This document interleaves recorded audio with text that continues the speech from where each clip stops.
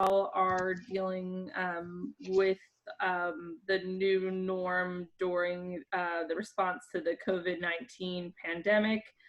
We thank everyone for being flexible and being able to join us through Zoom, and just know at future meetings, until further notice, we'll plan to do virtual meetings like this, which seems to be working out pretty well so far. So thank you all for being flexible with that.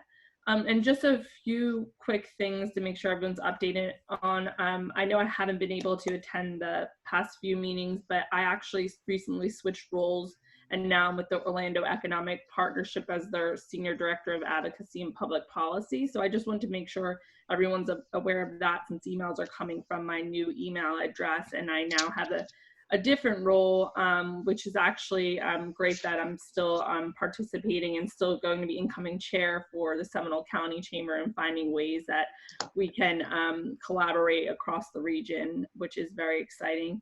And I just want to thank Dan Lopez, who has done an excellent job as vice chair for this committee, and I know will be an incredible leader for future for the committee in the future. So just to keep things short and sweet, I'm going to hand it over to Dan, who is going to give an introduction for our special guest speaker today, Frankie Elliot.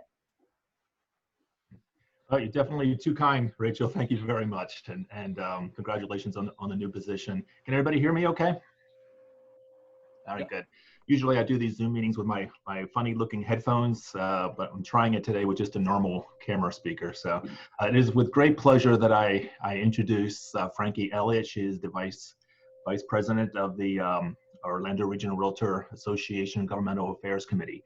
And she's also the vice president for the Orlando Regional Realtor Foundation.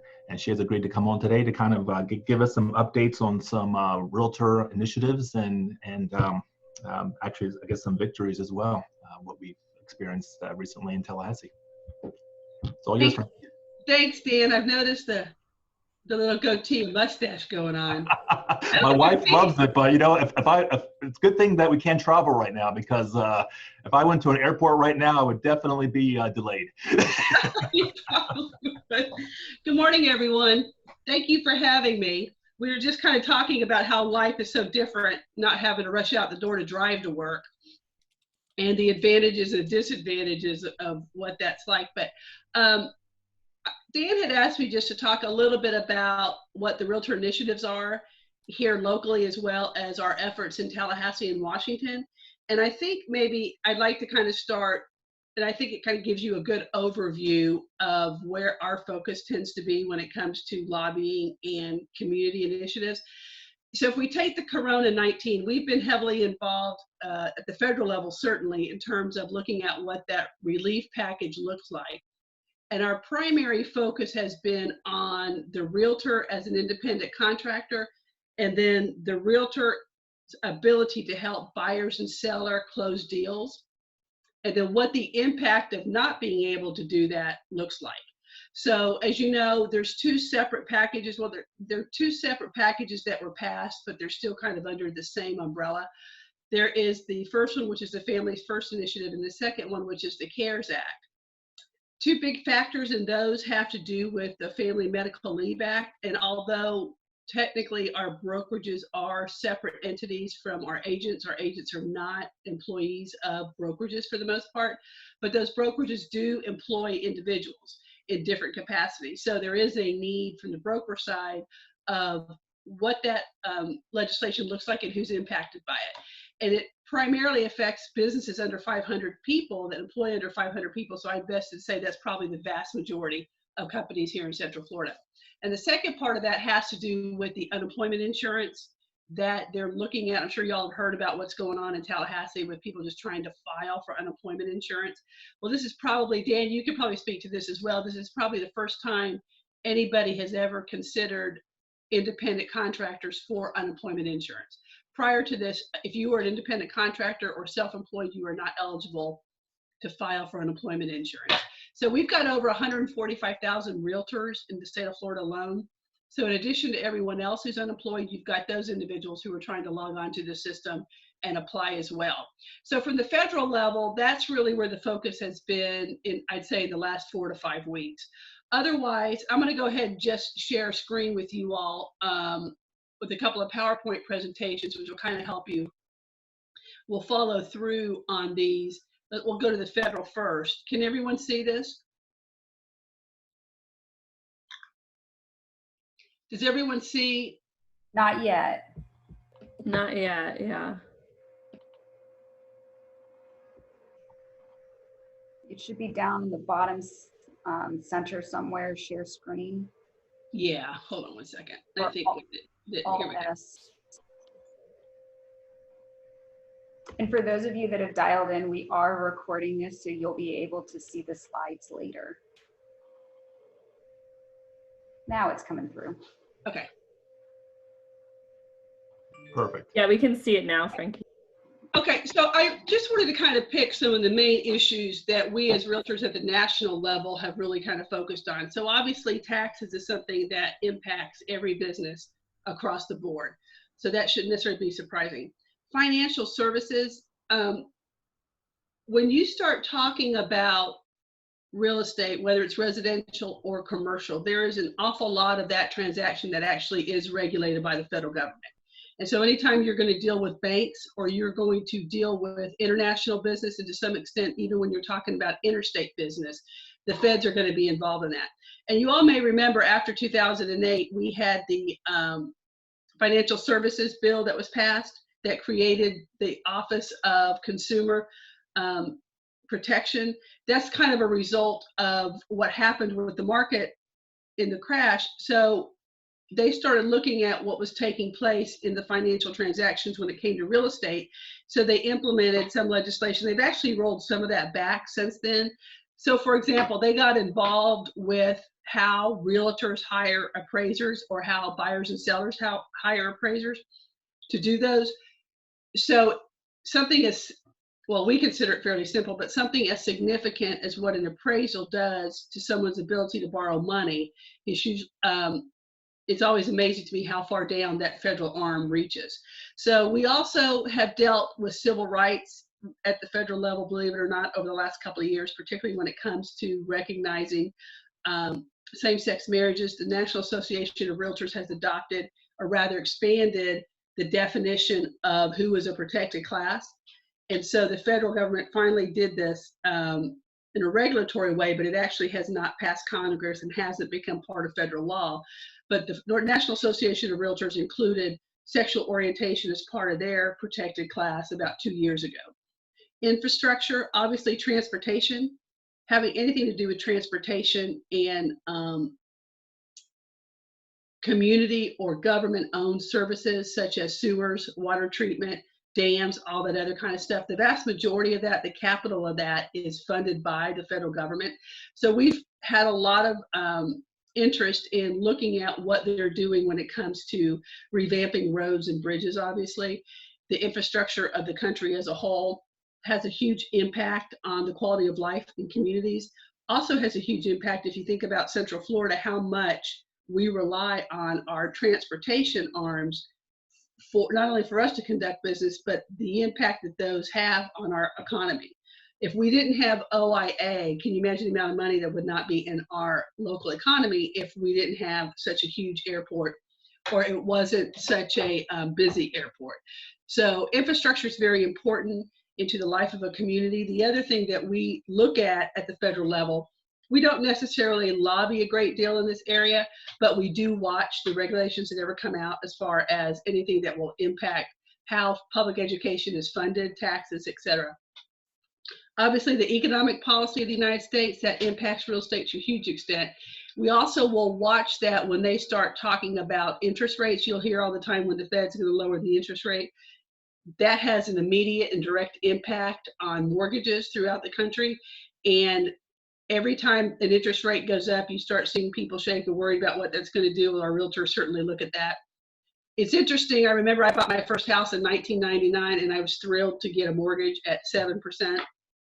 And the idea of there ever being a mortgage at 3% or 4% was beyond consideration. So it's always interesting to see what historically those kind of numbers look like. And then disaster relief. There's no doubt over the last 20 years, the impact of natural disasters have had on real estate and also on our federal taxes and local taxes. The need to generate money to recover from those are huge. So those are some of the things that we look at from our National Association of Realtors.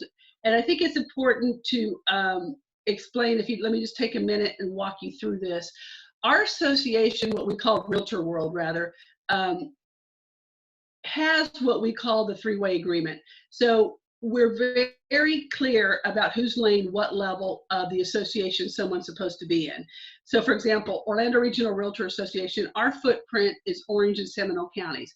So we are responsible for real estate, and I am particularly responsible for anything governmental affairs related in Orange and Seminole County. The Florida Association of Realtors obviously is responsible for the entire state of Florida, and their responsibilities are similar. National Association of Realtors obviously takes care of it at the national level.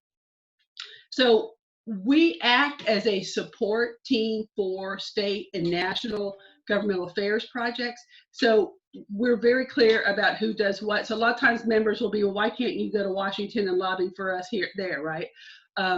We probably have about 50 lobbyists, paid lobbyists on staff through the National Association of Realtors, and they do a tremendous job in watching what goes on up there.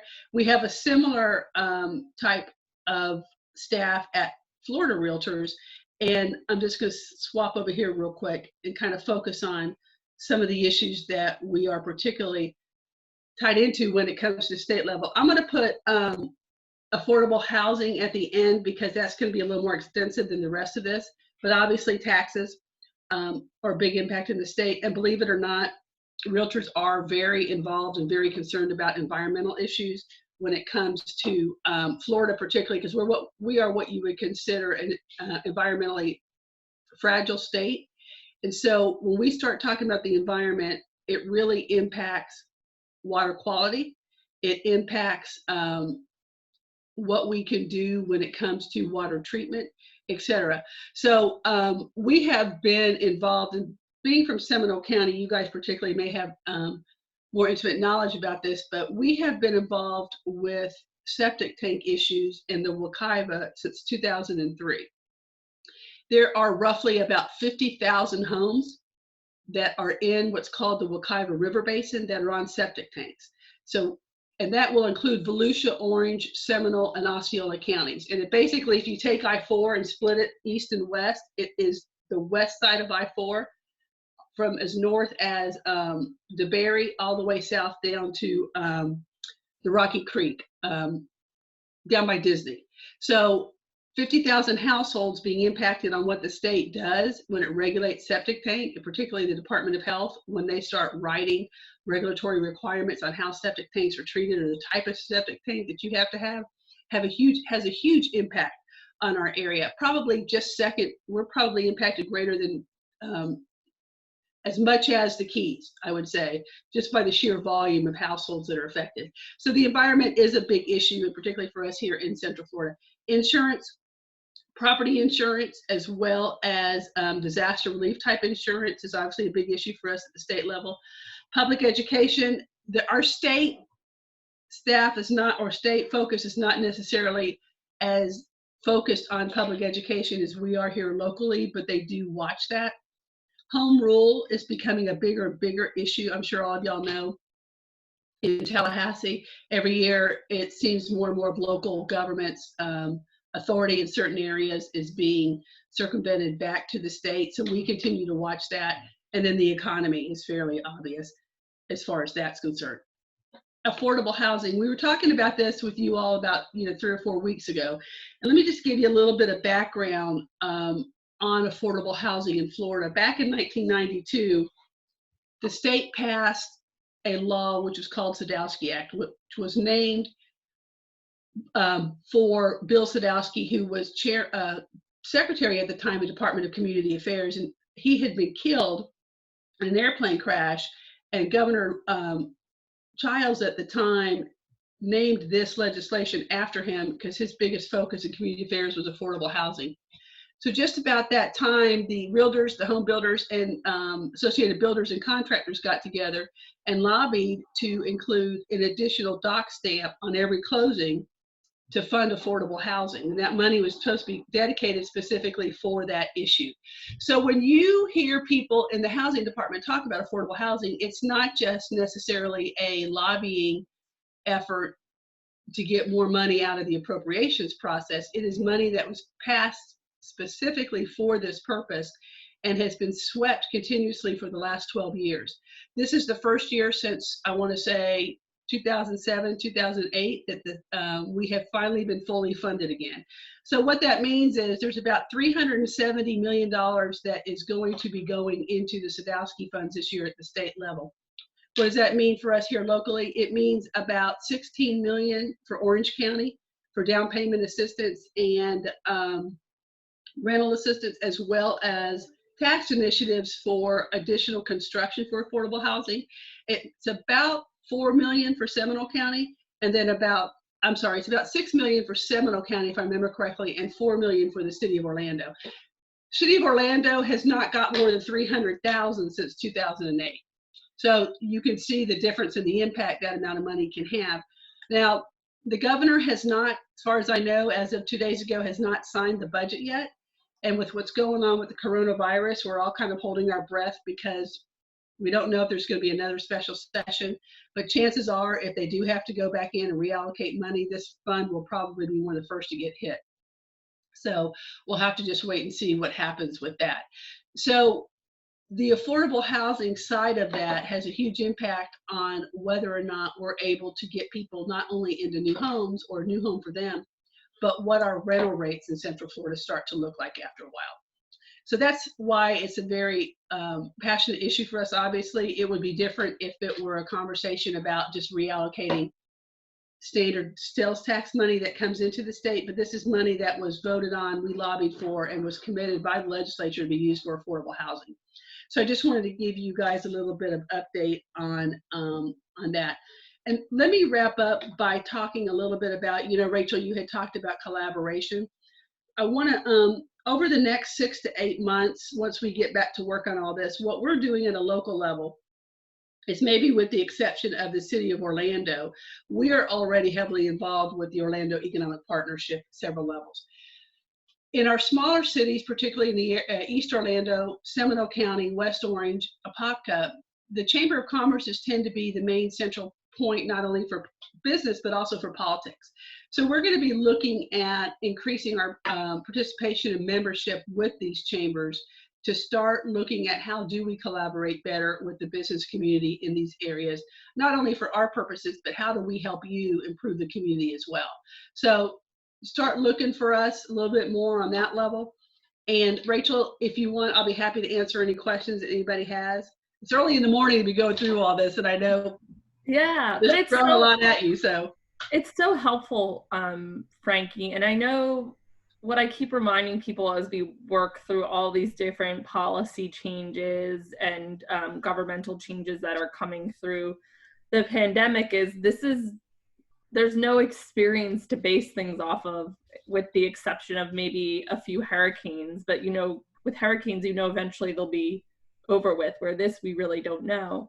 So one question in particular I have as, someone as a chamber professional now, and as someone that's married to a small business owner, how are you guys communicating with the realtors or monitoring, like, what is essential versus non-essential? I know in the beginning when a lot of the orders first came out, there was some confusion for realtors on whether they can still be doing business as usual. How do you guys kind of, I'd like to understand kind of what the status is of that, but also like how, as the convener of the realtors, how do you guys kind of share that information? Yeah, two questions in that. First of all, it has to do with how did a body of government determine that real estate is essential? I think is one question. We've actually got a lot of questions from our own members about this. But when we think about real estate, it's a little broader than what you typically would think of, like a law firm or even a doctor's office. In a law firm, most attorneys are going to be fairly specific in the type of law that they practice. Same with medicine. You're going to have attorneys that are GPs, but you're also, doctors that are GPs, but you're also going to have them that are very specific and specialist. Real estate is a little broader than that. Agents do 5 different things in one day. You might be a property manager. You might go and sell a house that day. You might also go sit down with one of your commercial clients and put together a finance package. So it's very broad. And when the first order that we looked at generally was the Orange County stay-at-home order that came through. We worked closely with some of the staff at Orange County, and one of the things, affordable housing obviously has been a very big issue for Mayor Demings, but on top of that, one of the things he was very adamant about was that construction and providing shelter does not stop. So you can't find a specific type of profession to label that other than real estate services. So that included realtor members helping individuals stay in their homes, stay in their apartments, not be evicted, not be foreclosed on, which is what a lot of the secondary and indirect consequences were in the downturn in 2007, 2008. We're not going to see that with this pandemic. You're not going to see people lose their homes necessarily, or you're not going to see people evicted and out on the street. So that's one thing that he was very adamant about, and then the state kind of picked up on that. So that was the designation of real estate as a whole. So your question on how are we communicating this, I have to tell you, we are very, very blessed with having a national association that does a phenomenal job for us in Washington, and the same at the state level. So they've been able to communicate with us almost daily, if not 2 or 3 times a day, on what's going on. So we're trying to post accurate and up-to-date information on our website, and we're trying to direct members to that. But Tuesday of this week, we did our first town hall. And I was telling Dan before we got on the phone, we had about 4,400 of our members. We have 16,000 members in Orange and Seminole. We had about a third of them on the phone or on video on a town hall that we did that dealt specifically with the requirements around their filing for unemployment, the requirements around and whether or not they were eligible for small business loans under the SBA program. That's part of the federal act and that type of stuff. So we've tried to present to them the information that we know that they need on a day-to-day basis. So we're still getting questions on, I'm a independent contractor, I'm not an employee, how do I file for unemployment insurance? So we've been trying to answer those and direct them as much as we can. But as you all know, unfortunately, I think I heard on Tuesday, over 1.3 million Floridians are trying to file for unemployment benefits right now. And they're inundating a system that was never competent to begin with, and now it's totally overwhelmed and having a hard time to try and dig itself out. So I just tell members, we're just going to have to be patient. There is no ill will on the tent of the state. They're working as hard as they can to get it done. So that's basically what we've been doing. We're doing a webinar at least once a day on different topics for our members. So that's how we're trying to communicate out to them what they need to do. Great, thank you. And can I ask another question if no Absolutely. one else has one? So with all the different options that have come out of the stimulus package per se, so the CARES Act and the phase 2 plan that was passed, is it the type of thing like we're finding with businesses, small businesses, are that, there's no recommendation that you're in one sector and then this is like the type you should apply for paycheck protection? It kind of depends on where things are for your business, and there are a lot of caveats in that. From your experience, is it seeming that realtors, as you described earlier, their business and what they're doing looks very different? Is there one program that it seems to be they're going after, or is it kind of the same thing that we're seeing with small businesses where it's very dependent on what the how they are like organized as a business, and if they have had furloughed any employees yet, or a lot of like you talked about the independent contractor piece, just kind of if you could talk about that a little more, because I feel like with these programs, you know, you're hearing different things. Like literally, I was talking to my neighbor on the street. We were social distancing. Don't worry, he was far enough away from me. When we were talking, he just got approved for a PPP loan. And so like, I'm like, what bank was it? We need to know. Like, you know, like that's how it's become a part of our everyday conversation. So if you could just speak to that a little bit, I think it'd be helpful just for chamber members in our committee to kind of understand a little bit more. Sure. And it might be a lot of like, we're not sure, because I think that's just kind of the world we're living in right now. So yeah, it definitely is very confusing to a lot of people, I think, and mostly because it changes fairly. The only thing that's consistent is the change. And the change is the regulatory side at the federal, you know, the federal government passes law, and then the regulators have to come in and really write the details of it. And so that's where we're seeing a lot of the changes coming. They're just trying to clarify what the law is and what was the intent of the legislation. That being said, I think our members are as diverse as any of your other businesses under the chamber. And the issue we have is every single brokerage is different, and every single brokerage has different considerations that they have to look at.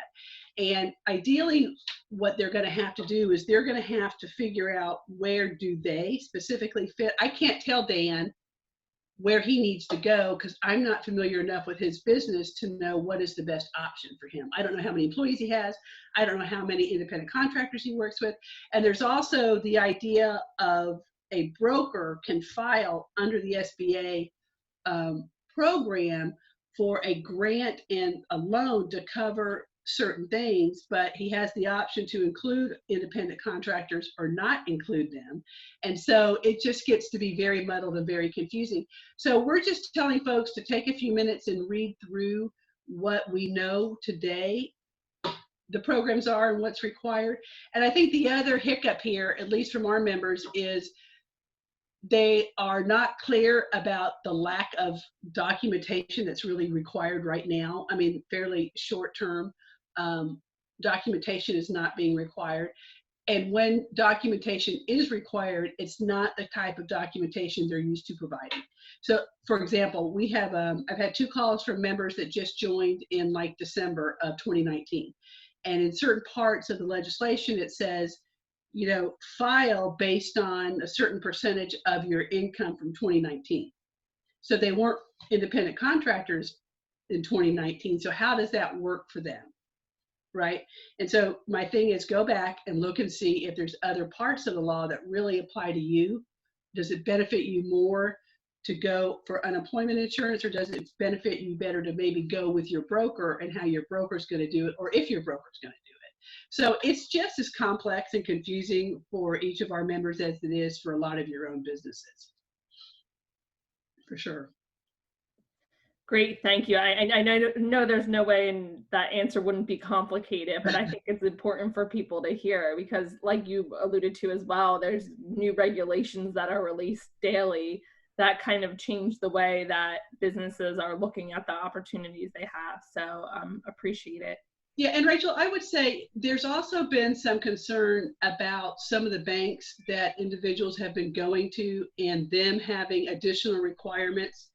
For example, I got a call the other day that somebody went into a Bank of America and they wouldn't work with them on an SBA loan because they didn't have a credit card with Bank of America. Yeah. Technically, the law does not require that, but I will tell you that if probably the quickest way to do what you need to do at one of these institutions is to try and go to a bank or an institution that you already have a relationship with. So yeah. Start with your bank where your checking account is, or start with the bank where your savings account is. Not every bank up until 2 months ago did small business loans. Only certain banks that did them and certain didn't do it. Now more of them are getting into it and are being required to do it. So it's a whole new department for them that they've never had to really deal with before. So a way for them to kind of prioritize who's coming into their institution is to look at those individuals that are applying that they already have a banking relationship with. Yeah, and that's what I think, we've been hearing as well is that, and I've heard it as drastic, if you don't have a business loan with certain banks, they're not even going to, talk to you. But hopefully that changes as more regulation is pushed out and more money is funneled into these programs. And then there's also I know there's, you know, your non-traditional lenders instead of banks. There's, you know, groups like Fountainhead out of Lake Mary that specializes in SBA loans. That is offering, you know, and that's been a place that we've actually sent quite a few people from a from a Yeah, and that's perspective, and so I'm sure most of your members who are in the banking industry understand that if it's a product that they have provided in the past, they're obviously in a much better position to do that than a bank that hasn't ever had to do it before or hasn't had exactly. Yeah. And I think at first when it was passed, people were like, oh, every bank will be able to do it. And then, you know, you go to your bank and your bank's like, I'm a small bank. I don't have the capacity to do that. But, you know, tried a few other places. So I think the one other issue in all of this I would like to just mention, and feel free if you have members that want some more information, if you want to give them my contact information, or, you know, they could get me through Dan or talk to Dan, has to do with what's being talked about when we talk about the forbearance of mortgages and the restriction on evictions at this point in time. Obviously, this has been a big issue with our property management, but also our commercial members to a certain extent, because you do have commercial tenants that are in similar situations. So the law does not say you don't have to pay your rent or you don't have to pay your mortgage. That's not what the law says. The law says that they will not foreclose on you for lack of payment, and you cannot be evicted for lack of payment. What's important, I think, sometimes for people to understand is your landlord or your property owner depends on that rent for their business as well.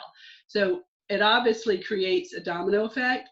If rents aren't paid, he can't pay the mortgage, and it just ends up continuing on down the line. So if you have members that run into this, what has been recommended is just a suggestion: work with your tenants, or if you're a tenant, try and work with your landlord. I have a dry cleaner out here in Agawam that I went to, and I walked in and he was talking to me about what does he do, because his rent is due and he could probably pay it for April, but he wasn't sure about May, and et cetera, et cetera. And I said, well, definitely talk to your tenant, your landlord, and file for an SBA loan. So, you know, a lot of the commercial tenants are really concerned about this. And so I would just say, if you can reach out to your landlord, do that.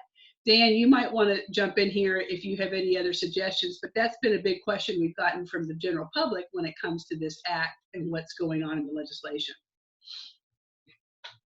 Well, I mean, from a property management standpoint, we focus on the residential side of it. So the message that we communicate is pretty much the same.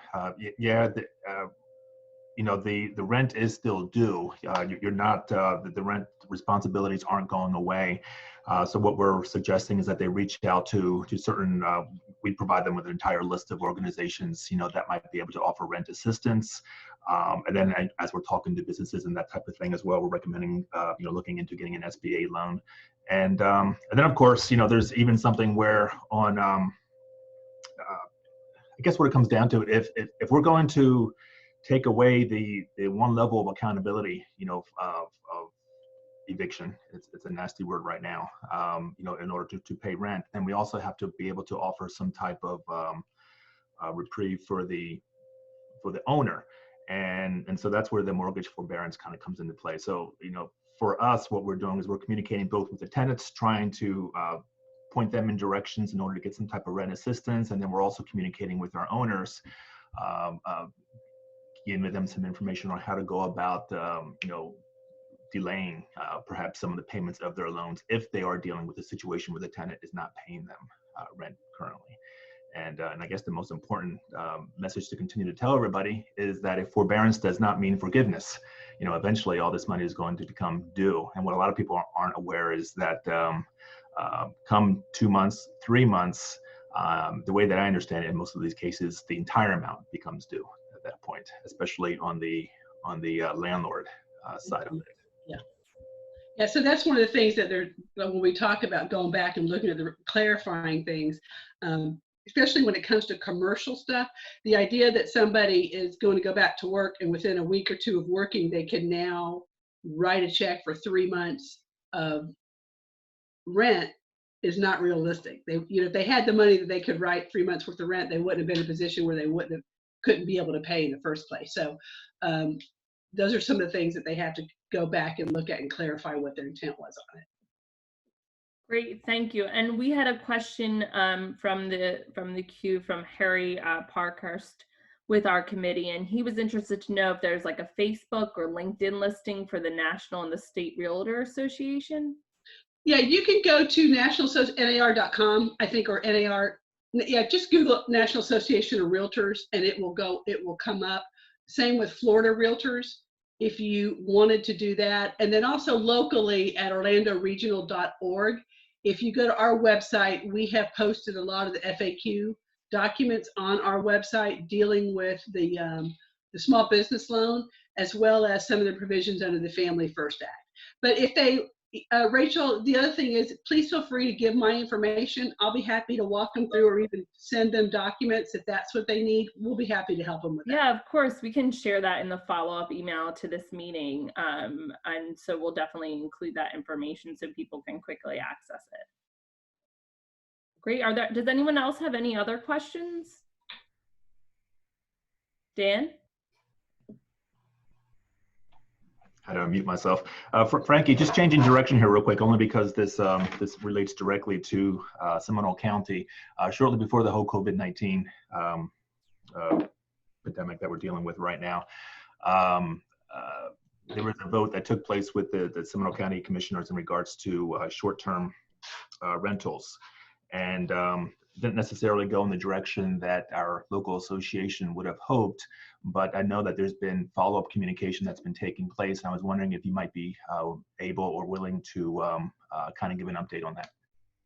Sure, thanks, Dan. It's amazing how things shift completely overnight, right? I mean, I felt like you're talking about that. I felt like I've lived short-term rentals in Seminole County for 3 weeks straight, and suddenly I haven't touched it for a week and a half. Short-term rentals, and many of you all are familiar with them more so maybe along the lines of Airbnb or vacation rental by owner. Florida has always had a vacation rental market since I've been to Florida since 1984. I think what's really different, or what's occurring now, is the use of the internet and being able to accelerate how much of that is done. And quite frankly, the financial reward a property owner can have when they're able to rent their residential unit out on a short-term basis. So this has been an issue that's been going on at the state level for probably about 10 years, and it has more to do with what the property owner is required to do or allowed to do when they then start offering their property as a business, or they generate additional income off of it through the use as a vacation rental.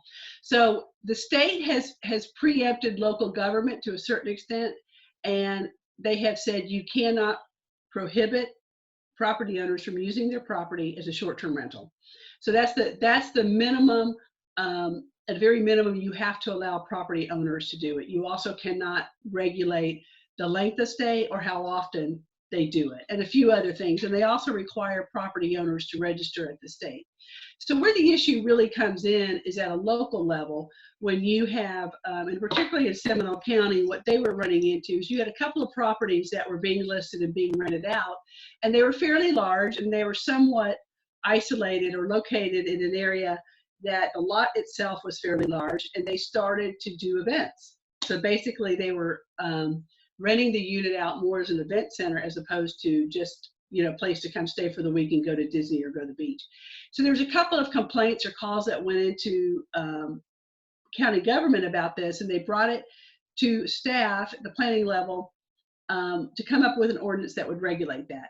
So I don't want to regurgitate the whole ordinance, but the problem that we had as real estate professionals with the way the ordinance was written is there was a presumption on behalf of the county that they had a right to enter those properties without normal due process, or without normal notification, or without having to follow the same law they would follow if they were going to enter another, you know, a home that's owner occupied, so to speak. So that was probably the number one issue. And the way the ordinance was written is if there were a perceived violation of Orange County Code, the county had the right to go into the unit and inspect it. That's basically the language that the ordinance said. It did not provide for notice. It did not limit the scope of what the inspection was. It did not identify who was responsible for doing the inspection, nor was there any kind of procedure or administrative review that allowed the property owner to correct the supposed violation before the county went in. So that was a big issue that we had with it. And then quite frankly, they expected the property owners for these rentals to go above and beyond in the regulations. Parking, for example. Parking was one issue. For every, once you got past 2 cars, you had to provide an additional parking space for the unit, regardless of how many bedrooms were there. Their thought, their presumption was if it's a vacation rental, you're going to have these multiple cars coming to it. And our argument was you're likely to have less, because if somebody's flying in, a couple of say 2 kids are flying in to go to Disney and they rent a vacation rental, they're renting 1 car, they're not renting 4 cars. So, and the term of them being in that neighborhood is far shorter. They're there for a week or 2 weeks. Whereas somebody who lives there, or it's a property that's owned by an individual, I don't know about y'all, but where I live, all the adults in the household have a separate car, and nobody uses their garage to store their car. So you've got cars that are parked along the roads in every neighborhood along the roads. So you may have a home that's got 4 different cars for a 2-car built home. So the presumption on what they thought the problems were going to be were very problematic to us. So we had discussed this with the county. We went back in early March for a review. The county originally voted in our favor, where they voted the ordinance down. They took a recess, they came back, they brought the ordinance back up, and then passed it out. So it was very discerning in terms of the way they handled that. And a lot of the individuals that showed up to lobby against this ordinance had already left. So that was a huge problem. But I will say that the county has reached back out. We're continuing to work with them and other individuals. So I think we're going to find a compromise that works for most people. We just want to make sure that it doesn't become so overbearing on property owners that they're not allowed to do it anymore.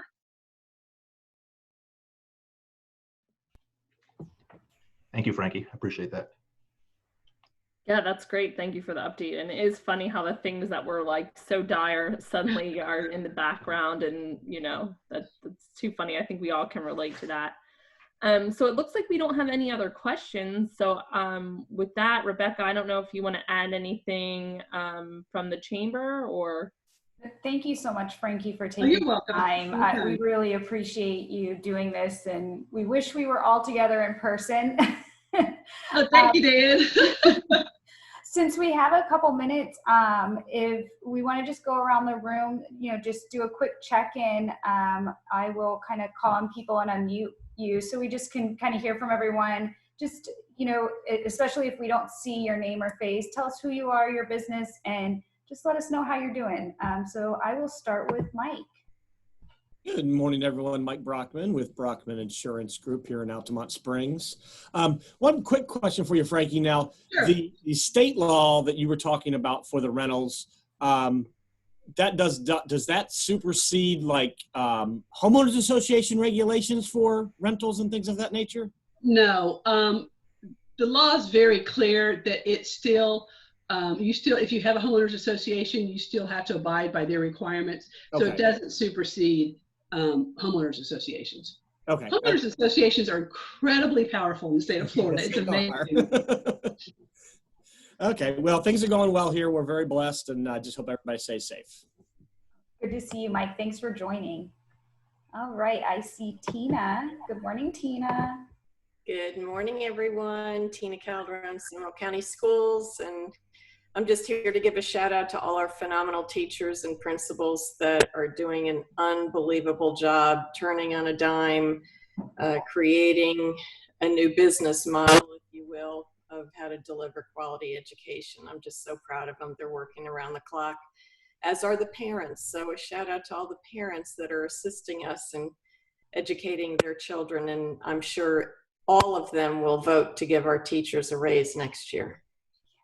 Tina, it's so funny you said that, because we've got probably half our staff have young kids, mostly in elementary school.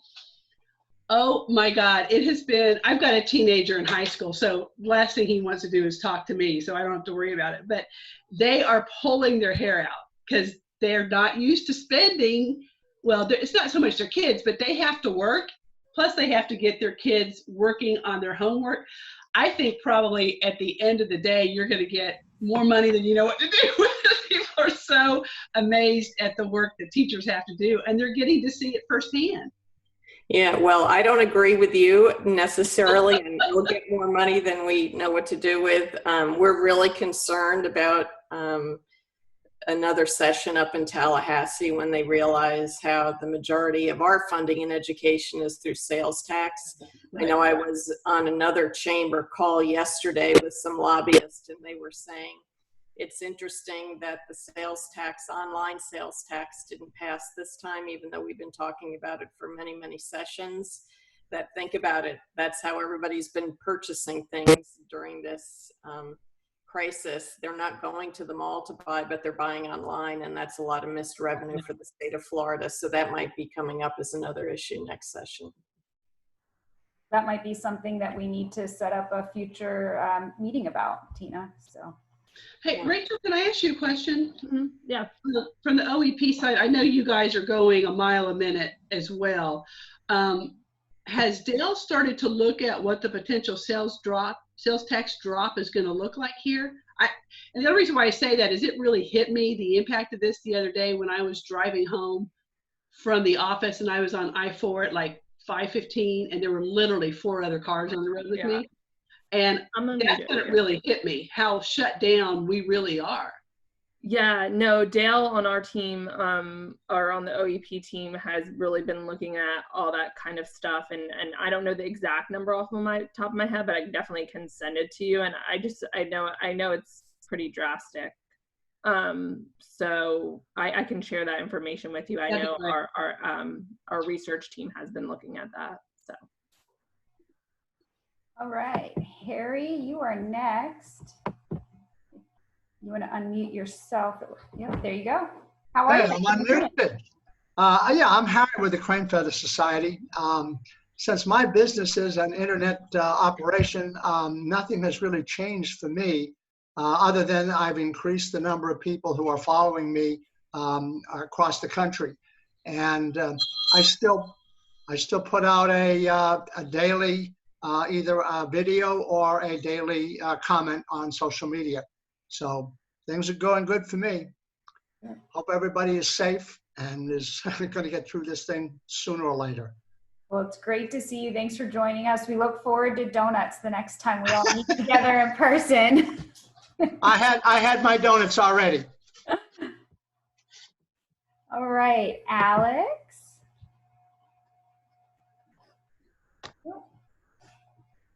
There you go. Hi. Hi. Kyle with Walt Disney World. It says Alex, and I know. You know what? That's the way it came up. As you know, obviously our industry is hugely impacted. Those that are watching, Universal announced obviously they were closed the 31st. We are closed indefinitely. Furloughs start on the 19th, and it has impacted quite a few of us, including myself. So it is a tough time, obviously, for the theme park industry and entertainment. So it's tough. And also I have a middle schooler and an elementary schooler at home, and my 71-year-old mother that is living with me. So pray for my sanity and their well-being. There's not enough vodka in the house on a regular basis. And please pray for my husband's safety, because he is an Orange County deputy and he has been working on the food distribution and the testing site at the convention center. Several deputies have already tested positive for coronavirus, including one of our neighbors. So just keep, his safety in your thoughts, because we've already got him sleeping in a separate room and all of the things and taking the precautions. So he's actually, so if you see him on the road, he's letting people run lights, everything short of committing murder, because he's not getting out of his car. And so he's quite okay with that. He's like, I'm not writing a traffic ticket until this is over. So yeah, just keep everybody in your thoughts and check on me to make sure that my family is still safe and there are not like 4 lumps of dirt in the backyard. That's a lot. That's a lot. Well, keep in touch with us and let us know if there's anything we can do to help you or your family. You know, we always say that the Chamber is one big family of businesses, and when staff says that we are available, even if it's just because you need to hop on a video call and scream because you don't understand middle school math, you know, staff is here. we may not be able to meet in person or do the things that we usually can, but I know Jason would echo what I'm saying is that we're here to help you guys in any way that we can. So keep in touch. Thank you, because third grade math makes me question if I'm smart at all. All right, Chris, how are you? I'm doing well, yeah, I'm very fortunate in that my wife is now the kids' teacher. We have a 7 and 10-year-old. She's wanted to teach. I am now the PE coach in the morning. So it's a fun responsibility to have. But as far as a business, I'm with Utilities Next Florida and Consultant and we're doing well. You know, we're dealing with business issues, trying to keep our team safe. When they're out in the field and interacting, you know, reading meters and dealing with upgrades that need to happen. I would just say, if you see, you know, utility personnel out in the field, please do not approach them at this time. I'm sure you all know that, but we're trying to spread that message along with, please don't flush anything other than toilet paper. The less these kinds of things happen, the less we put our team at risk. We're doing things like they're basically on shift, so they have one other crew member that they work with, so they're not exposed to anybody else, so there's not cross-contamination there. But they're just doing a fantastic job, and so far we've had a really healthy team. We're gonna, you know, we suspended disconnects for now. Obviously, people need water. It's just a service that people have to have, whether they can pay bills or not. I think one of the things is how the government deals with things like that after the fact. It's easy for us to suspend disconnects, but obviously, as you mentioned, with mortgages and rent, you're going to have to pay your bill eventually. So how that's all handled months from now will be very interesting to see. So, but overall, we're doing well. Thank you. Well, it's good to see you. Thanks for joining us. Alan, did you want to speak? Oh, hi. Sure. Hey everyone. Yeah, Alan Ricafort from MSL CPAs and Advisors. We do a number of the audits for the local governments around here, including Seminole County. I can attest to the fact that local governments are still running. They're still trying to keep daily operations going while also trying to meet deadlines in order to get the financial statements out. Yeah, I mean, on my end, still auditing. It's been an adjustment trying to do things remotely, but luckily we're in 2020 and a lot of our clients are now paperless, which makes things a lot easier. I've got a girlfriend working in the ICU and a brother that is a pulmonologist over in Denver, so I definitely have an appreciation for those in on the front lines, and hopefully everybody will continue to stay safe, and as well as everybody on your end. Wow, well, I'm sure that's a little nerve-wracking. It's I mean, honestly, she's more stressed than I am, but I mean, it's definitely a stressful situation, obviously, but I'm hoping for the best. Well, thanks for joining us. It's so great to see everyone. Jason, I don't know if you want to say anything before we close out, but you have the floor if you'd like it. Well, I appreciate it, and thank you to everybody for joining this morning. I do more of these things than I know what to do with, and couldn't muster myself to get ready to put myself on video. So I appreciate you allowing me to join by audio. Hopefully the chamber can be available to do these things weekly, daily, as they come up, and keep everybody posted. We've been spending a lot of time talking about what Frankie mentioned with regard to helping people get the loans, and ourselves we're even trying to get those. So we want to make sure we're a resource for you, and if the content was good and the poll was good, thank you all for participating in the poll. we will make sure we get stuff like this out to you more often than not. So thanks to Rebecca for organizing, and thanks Frankie for being our guest, and for Dan for being our chair, and Rachel for being the incoming chair. Holy cow, that keeps creeping up on us faster and faster. And looking forward to getting together with everybody as soon as we can. Thanks so much. Well, everyone have a wonderful weekend. If you celebrate Easter, happy Easter. And hopefully we will all be together in person soon. But thank you so much for joining. Again, thank you, Frankie, for all you're the great welcome. I enjoyed it. Thanks for having me. Thank you so much, Frankie. Thanks, everyone. Talk to you later. We'll connect soon. Take care. Bye-bye.